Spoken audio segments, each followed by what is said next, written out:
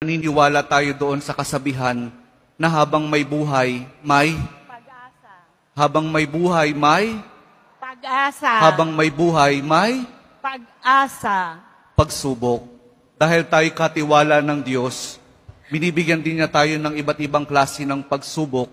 Kaya po doon sa pagsubok na yon, saka pa lang natin mauunawaan na talagang ang ating buhay ay mayroong, habang may buhay, mayroong, habang may buhay, may pagbangon.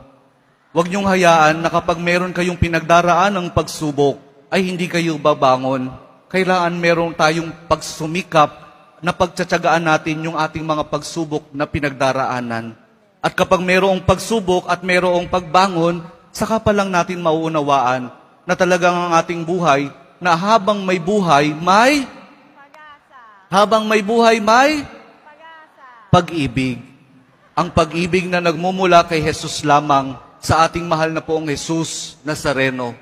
Dahil doon, kapag naunawaan natin itong mga bagay na ito, na habang may buhay, may pagsubok, may pagbangon at may pag-ibig na nagmumula lamang kay Jesus, saka pa lang natin mauunawaan at matatanggap na talagang habang may buhay, may habang may buhay, may ayaw nyo nang sumagot.